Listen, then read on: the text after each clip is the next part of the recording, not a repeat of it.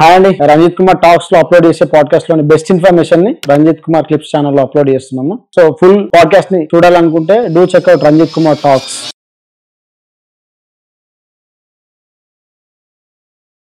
అంటే ఇంతకుముందు చెప్పారు కదా సార్, లంగ్స్ కిడ్నీస్ నుంచి వచ్చే సాల్ట్స్ ని కూడా యూజ్ చేసి దాన్ని మాడిఫై సంథింగ్ చేస్తారని చెప్పారు కదా.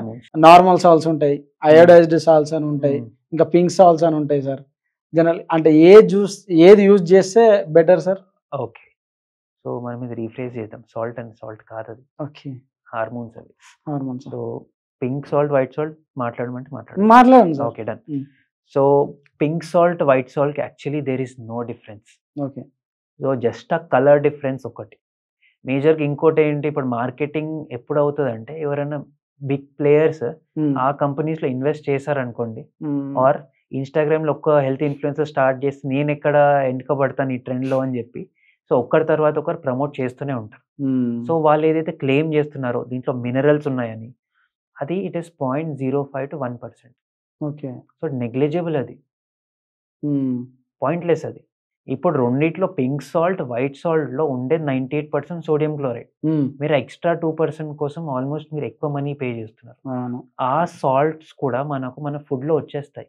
మీరు అది వేసుకుంటేనే వస్తుందని కాదు, మీరు వేసుకోకుండా వస్తుంది. అది జస్ట్ ఆ మార్కెటింగ్ గిమిక్. పింక్ సాల్ట్ అంటారు, బ్లాక్ సాల్ట్ అంటారు.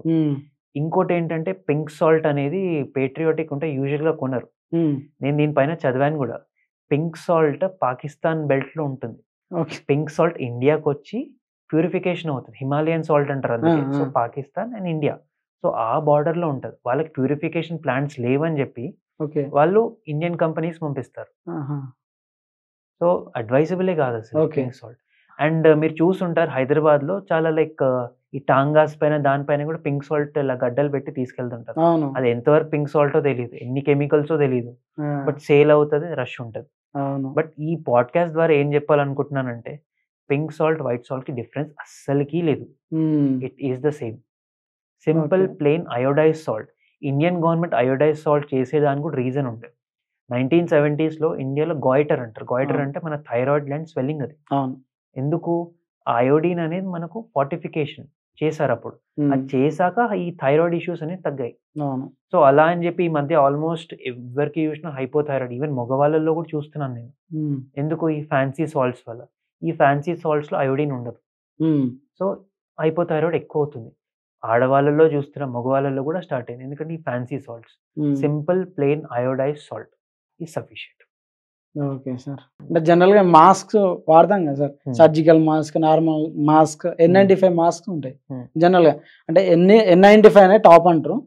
సో మన ఈ పొల్యూషన్, హైదరాబాద్ లో ఉన్న పొల్యూషన్ కి N95 మాస్క్ వాడితే ఎంత వరకు యూజ్ ఉండొచ్చు సార్? ఓకే, ఫస్ట్ N95 అనేది ప్రాపర్ మాస్కా లేకుంటే ప్రింటెడ్ మాస్క్ అని చూసుకోవాలి. ఓకే. సో నార్మల్ గా N95 అనేది మనకు బయట KN95 అని అమ్ముతారు. అది నార్మల్ గా ట్రయాంగిల్ షేప్ లో ఉంటుంది. సో N95 కాదు అది. అది N95 డూప్లికేట్ అది. సో ప్రాపర్ N95 మాస్క్ అని 3M అనే కంపెనీ చేస్తుంది. అది ఎలా అంటే, ఒక సాఫ్ట్ మెటీరియల్ ఉంటుంది, దానికి ఇంకా స్ట్రాప్స్ ఉంటాయి, ఏదైతే రబ్బర్ బ్యాండ్స్ ఉంటాయో టై చేయడానికి. అది పెట్టాక సైడ్ నుంచి ఎయిర్ కూడా వెళ్ళదు. సో అది ప్రాపర్ N95. సో N95 పేరు ఎందుకు వచ్చిందంటే 95% of matter will not go in, అందుకే N95. దీనికి నెక్స్ట్ లెవెల్ ఉంటుంది, దాన్ని P100 అంటారు. అంటే 100% వెళ్ళదు. సో అది నెక్స్ట్ లెవెల్. కానీ దీనికి ప్రాపర్ ఇంపార్టెంట్ ఏంటి, ఎయిర్ సీల్ అంటారు. అంటే మాస్క్ పెట్టుకుంటే ఎక్కడి నుంచి గాలి బయటికి వెళ్ళొద్దు, లోపలికి రావద్దు. అప్పుడు మాస్క్ పెట్టుకున్న యూజ్ అది. మీరు పెట్టుకుంటారు. ఇప్పుడు సర్జికల్ మాస్క్ తీసుకుందాం, సింపుల్ ఎగ్జాంపుల్. మన ఐస్ చుట్టూ ఇక్కడ మనం చూడొచ్చు, కిందికి చూస్తే మన నోస్ కనబడుతుంది.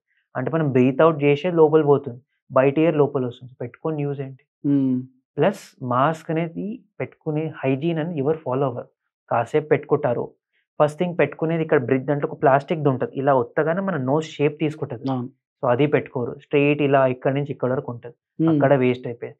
కాసేపు పెట్టుకుంటారు, స్వెట్టింగ్ అయ్యో ఏదో ఇబ్బంది, ఇక్కడ తీసుకొని ఇక్కడ పెడతారు. ఇప్పుడు ఏమవుతుంది, ఇంతసేపు మాస్క్ అనేది మన ఈ ఏరియా కవర్ చేసింది, ఈ ఏరియా ఎక్స్పోజ్డ్ ఎయిర్ కి, తీసుకొచ్చి ఇక్కడ పెడతారు. అంటే మన మాస్క్ లోపల సర్ఫేస్ కంటామినేట్ అయిపోయింది ఆల్రెడీ. మళ్ళీ తీసుకొని పైకి పెట్టి యూజ్ ఏంటి? ప్లస్ మాస్క్ ఒక్కసారి వేసుకుంటే 8 hours వరకు తీయొద్దు. దాని లైఫ్ 8 hours. 8 hours ఇంకా తీసి పడేసేయాలి. సో ఒక్కసారి పెట్టుకున్నారనుకోండి 8 అవర్స్ వరకు దాన్ని టచ్ చేయొద్దు. 8 అవర్స్ వరకు కిందికను ఒకసారి కిందికను తీసి పడేసేయండి ఇంకా. ఓకే. సో అది మాస్క్ వేర్ చేసే హైజీన్ అది. ఓకే. సో పొల్యూషన్‌లో మాస్క్ యూజ్ అవుతదా అంటే 2 వేస్. ఈవెన్ మీరు సర్జికల్ మాస్క్ యూజ్ చేసినా ఒక 40-50, 70% వరకు అనుకుందాం. మీరు ఇన్ కేస్ బ్రిడ్జ్ కరెక్ట్ పెట్టుకున్నారనుకోండి. హ్మ్. దాంట్లో ఏంటంటే పార్టిక్యులేట్ మ్యాటర్ అంటే చెప్పాను కదా ఫస్ట్ మైక్రాన్స్. ఆ 5-15% అనేది మైక్రాన్స్ వెళ్ళదు. బట్ బిలో 5 వెళ్తుంది. హ్మ్. సో గ్యాసెస్ వెళ్తాయి. సో పెద్దగా డిఫరెన్స్ ఉండదు. పార్టిక్యులేట్ అంటే ఇప్పుడు మనకు డ్రైవింగ్ చేశాక బైక్ మన కాలర్ దగ్గర డస్ట్ వస్తుంటది. అవును. ఈవెన్ మనం కర్చీఫ్‌తో వైప్ చేసుకున్నాక మట్టి వస్తది. అవును. అది వెళ్ళదు. అది కాకుండా ఇంకా సన్నయి ఉంటాయి. అది వెళ్తాయి. ఓకే. దాని నుంచి ప్రొటెక్షన్ అస్సలకి ఉండదు. హ్మ్. అండ్ N95 పెట్టుకొని డ్రైవ్ చేసేవాళ్ళు కాళ్ళు మొక్కాలి. ఎంత వేడి అవుతదంటే దాంట్లో మేము కోవిడ్ టైమ్‌లో మొత్తం పీపీఈ, హ్మ్. N95 వేసుకున్నాం. మాస్క్ అండ్ పీపీఈ తీసాక పెండుతో ఒక బకెట్ స్వెట్ వస్తది. అంత వేడి అవుతది. ఓకే. ఎందుకంటే ఎయిర్ ఎంత సీల్ అయిపోతదంటే మా ఎయిర్ మేము ఇందాక చెప్పారు మీరు కార్‌లో. సో మా ఎయిరే మేము బ్రీత్ చేస్తుంటాం. రీసర్క్యులేట్ అయిపోతది. రీసర్క్యులేట్ అవుతది. మాకు గూడా ఆల్‌మోస్ట్ ఒక 8 అవర్స్ షిఫ్ట్‌కి హెడేక్ స్టార్ట్ అవుతాయి. ఆహా! ఎందుకంటే ఆప్షన్ లేదు. మాస్క్ టచ్ చేయలేం. మాస్క్ టచ్ చేస్తే కోవిడ్ వస్తది. ఇంకా ఆప్షన్ లేక ఆల్‌మోస్ట్ చాలా డాక్టర్స్ సఫర్ అయ్యారు. బట్ ఇంకా చేసాం. హ్మ్. అంటే ఇప్పుడు మీరు N95 మాస్క్ ఇవన్నీ చెప్పిన తర్వాత జనరల్‌గా ఒక మాస్క్ తీసుకుంటాం. రూ. 10ది క్లాత్ మాస్క్ అని చెప్పి అదే యూజ్ చేస్తాం సార్.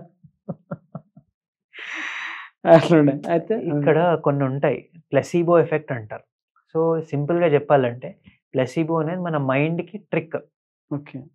ఇప్పుడు మీరు మాస్క్ పెట్టుకున్నారు. మీ సైకలాజికల్‌గా అనుకుంటారు. నేను మాస్క్ పెట్టుకున్నాను నాకేమీ అవ్వదని. హ్మ్. బట్ యూజ్ ఉండదు. బట్ మీరు కాన్ఫిడెంట్‌గా ఉంటారు. ఇప్పుడు ఎలా అంటే ఆల్కహాల్ తీసుకున్నాక ఎవరికైనా మాట్లాడవచ్చు. ఎవరికైనా వెళ్లి ప్రపోజ్ చేసే ధైర్యం ఎలా వస్తదో ప్లెసిబో ఎఫెక్ట్ కూడా సేమ్. ఆహా! ఉండదు.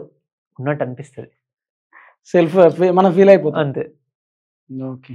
అంటే జనరల్‌గా ఔట్‌డోర్ పొల్యూషన్ అట్లుంది సార్. ఇండోర్ పొల్యూషన్‌కొస్తే ఇప్పుడు జనరల్‌గా ఎయిర్ ప్యూరిఫైయర్స్ అని వస్తున్నాయి సార్. అవి ఎంతవరకు safe sir? Okay. So, correct question అది. Outdoor pollution different. Indoor pollution different. Hmm. Indoor పొల్యూషన్‌లో one of the major things మన ఫ్లోరింగ్. హ్మ్. సెకండ్ వచ్చేసి మన ఫర్నిచర్. థర్డ్ ఈ మన కర్టెన్స్ ఉంటాయి గదా! అది. సో, ఫ్లోరింగ్‌లో డేంజర్ లెవెల్‌లో చెప్తారు. హైయెస్ట్ వచ్చేసి గ్రానైట్. హ్మ్. ఎందుకు అంటే దాని నుంచి రెడాన్ అనే గ్యాస్ ఎళ్తది. Okay. So, radon gas over few years will cause lung cancer. ఆహా! ఓకే. అలా అని చెప్పి అందరి ఇంట్లో ఉన్నది చేంజ్ చేసుకోలేరు. సింపుల్ ట్రిక్ ఏంటి? మార్నింగ్ లేవగానే విండోస్, డోర్స్ ఓపెన్ చేసేయండి. హ్మ్. ఈవినింగ్ పెట్టుకోండి కావాల్సుంటే. ఎందుకంటే మస్కిటోస్ ఒస్తాయి. ఈవినింగ్ అవును. పెట్టుకోవాల్సిందే ఇంకా. హ్మ్. అదొక డిఫరెంట్ ఇష్యూ. హ్మ్. సో, గ్రెనేట్ ఫ్లోర్ మీద రెడాన్ గ్యాస్ రిలీజ్ అవుతది. Next furniture. ఫర్నిచర్ ఏంటి ఎప్పుడైనా మీరు చూసుంటే కొత్తగా ఫర్నిచర్ కట్టింగ్ అయినా, మన ప్లైవుడ్ కబోర్డ్స్ చేస్తారు. అప్పుడు ఒక డిఫరెంట్ స్మెల్ ఉంటది. అవును. అది పీల్చినప్పుడు నోస్‌లో బర్నింగ్ సెన్సేషన్ ఉంటది. హ్మ్. ఎందుకు అంటే ఫార్మాల్డిహైడ్ ట్రీట్మెంట్ చేస్తారు. హుహు. టర్మైట్స్ రాకుండా. సో, దానివల్ల ఏంటంటే మన నోస్ ఇరిటేట్ అవుతాయి. లంగ్స్ ఇరిటేట్ అవుతాయి. So, even that will cause pollution. హ్మ్. థర్డ్ వచ్చేసి మనకి లోపట ఇన్సెన్స్ ఇప్పుడు ఇంట్లో మందిరుంటుంది. దాంట్లో మనం అగరబత్తి బర్న్ జేస్తారు. కొంతమందేమో ధూప్ స్టిక్ బర్న్ జేస్తారు. ఇది కాకుండా ఈవెన్ మస్కిటో కాయిల్స్ ఈ మధ్య హ్మ్. తగ్గాయి. బట్ మనం చిన్నగున్నప్పుడైతే ఇంట్లో హెవీగా వాడాం. వాడాను సార్. ఇంటికొచ్చినామంటే ఆన్ చేసేది. అంతే. ఒక ఫ్యాక్ట్ జెప్తాను. మస్కిటో కాయిల్స్ ఒక్క coil is equal to 51 cigarettes. ఆ! అంటే ఒక నైట్ ఒక కాయిల్ కాల్చారనుకో ఒక కాయిల్ ఎలాగో 2, 3 ఉంటాయి. ఆ మూలకోటొక, ఈ మూలకోటి. సో, ఆల్‌మోస్ట్ అందరు 51 సిగరెట్స్ పర్ కాయిల్ బ్రీత్ చేశారు. ఓకే. అగరబత్తిది ఒక 6-10 అనుకుంటాను if I am not wrong. Okay. అంత బర్న్ చేశాక ఆల్‌మోస్ట్ ఒక 2, 3 సిగరెట్స్ ఈక్వల్. ఆ! మీరు చూసారనుకోండి మన ప్రొఫెషన్స్‌లో పుజారీలకి లంగ్ డిసీజెస్ ఉంటాయి. ఆహా! ఎందుకు డేకి ఆరతి ఇస్తూనే ఉంటారు. అక్కడ పక్కన దీపం మండుతూనే ఉంటది. అగరబత్తీలుంటాయి. Plus next high risk profession వచ్చేసి ట్రాఫిక్ పోలీస్. హ్మ్. మేము యాస్ పల్మనాలజిస్ట్ వీళ్ళ పుజారీ కమ్యూనిటీ ఉండనివ్వండి. ప్లస్ ట్రాఫిక్ పోలీస్ కమ్యూనిటీలో హైదరాబాద్ నుంచే. హ్మ్. సో, పీఎఫ్టీ అనే ఒక టెస్ట్ ఉంటది. అంటే హ్మ్. లంగ్ ఫంక్షన్ టెస్ట్ అది. Pulmonary function test medical term అది. హ్మ్. సో, లంగ్ ఫంక్షన్ టెస్ట్‌లో ఏం టెస్ట్ చేస్తారు? లంగ్స్ ఎంత వరకు రియాక్ట్ అవుతున్నాయి? ఎంత డిక్లైన్ అయింది ఏజ్ ఫ్యాక్టర్‌తోని? ఎంత పొల్యూషన్ వల్ల డిక్లైన్ అయిందని మనకు ఎస్టిమేట్ వచ్చేస్తది రఫ్‌గా. హ్మ్. సో, హైయెస్ట్ అనేది మన ట్రాఫిక్ పోలీస్. సో, ఆ స్టడీ చేసాక ఏదో అంతో ఇంతో మాస్క్ ఇచ్చారు. అది కూడా ఏమిచ్చారు? Cloth mask, surgical mask. Placebo again. Hmm. పుజారీలంటే వాళ్ళు క్లోజ్డ్ రూమ్‌లో ఉంటారు. గర్భగుడి చిన్నగుంటది. సో, అదే దాంట్లో మీరెప్పుడైనా నోటీస్ చేసిన గర్భగుడి వాల్స్ మొత్తం బ్లాక్ ఉంటాయి. అవును. ఎందుకు Smoke. స్మోక్‌కి బ్లాక్ అయి ఉంటాయి. సేమ్ థింగ్ వాళ్ళ లంగ్స్‌లో కూడా ఉంటాయి. సో నాకు చాలా మంది పూజారి పేషెంట్ ఉన్నారు. ఆల్మోస్ట్ 40, 50 ఇయర్స్ ఆయాసంతో వస్తారు. ఓకే. వాళ్ళు అనుకునేదేంటి, ఏజ్ ఫ్యాక్టర్ వల్ల, నిలబడడం వల్ల. ఈ పల్మనరీ ఫంక్షన్ టెస్ట్ చేస్తే ఆల్మోస్ట్ వాళ్ళ లంగ్స్, స్మోకర్స్ లంగ్స్ సేమ్ ఉంటాయి. వాళ్ళు స్మోకింగ్ చేసినట్టు కాదు. Same effect. ఆ స్మోక్ ఎన్వైర్న్‌మెంట్‌లో ఉన్నారు, లంగ్స్ డ్యామేజ్ అయ్యాయి. మళ్ళీ హై రిస్క్ ప్రొఫెషన్స్ ఉంటాయి. అంటే ఇప్పుడు ఇందాక పోలీస్ చెప్పాను. నెక్స్ట్ ఫ్యాక్టరీ వర్కర్స్ ఉంటారు. అవును. సో ఏదైతే ఫ్యాక్టరీలో కెమికల్స్ ఉంటాయి. ఇప్పుడు యాక్రిలోమైడ్ ఉంటాయి, ఫార్మాల్డిహైడ్, ఆస్బెస్టాస్, సిలికా ఇలాంటి కొన్ని ఇండస్ట్రీస్ ఉంటాయి. అదేంటంటే యావరేజ్ వర్కర్ 35, 36 ఇయర్స్ ఉంటాడు. దాని తర్వాత ఇంకా వాళ్ళు వర్క్ చేయలేరు. ఏదో ఒక రీజన్ చెప్పి ఇంకా వాళ్ళు పని మానేసుకుంటారు. ప్లస్ మనకు మైనింగ్ ఇండస్ట్రీలో ఉంటది. అవును. Black lung disease. Black lung disease. Plus coal workers pneumoconiosis అంటారు. అవును. సో ఆ ఇష్యూ వస్తది. సో హై రిస్క్ ప్రొఫెషన్స్ వీళ్ళు. సో వీళ్ళేంటంటే రెగ్యులర్‌గా లంగ్ ఫంక్షన్ టెస్ట్ చేయించుకోవడం. సో చేయించాక ఏమైనా పడుతుంది అంటే ఆ ఫీల్డ్ నుంచి కొంచెం ఇప్పుడు ఆఫ్ సైట్ ఉంటాయి వర్క్. అలాంటి షిఫ్ట్ అవ్వడం. So regular rotations.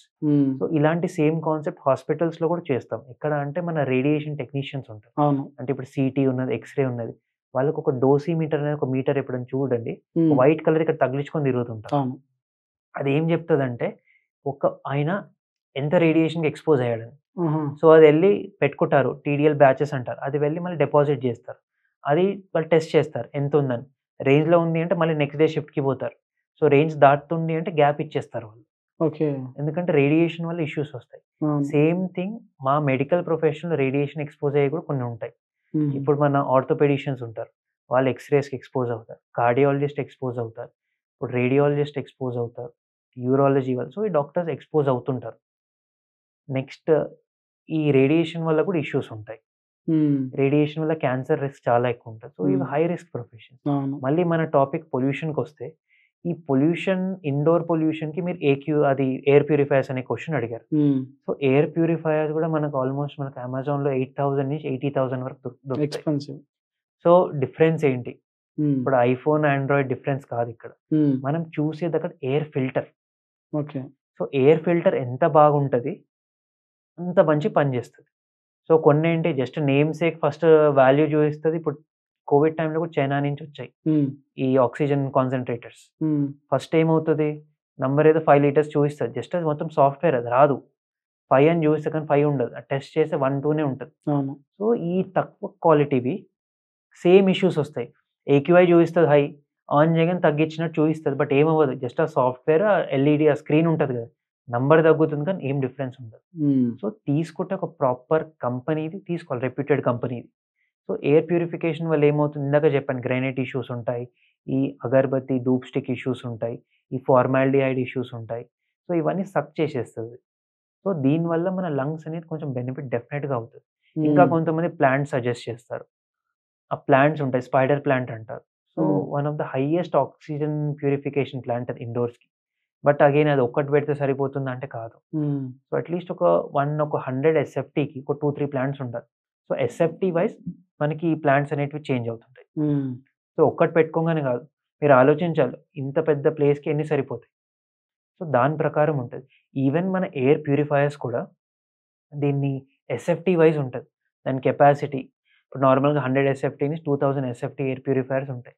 సో మన ఇల్లు ఎంతున్నది? ఎక్కడ పెట్టాలనుకుంటున్నాము? మన బడ్జెట్ ఎంత? సో దీన్ని బట్టి ఆలోచించాలి.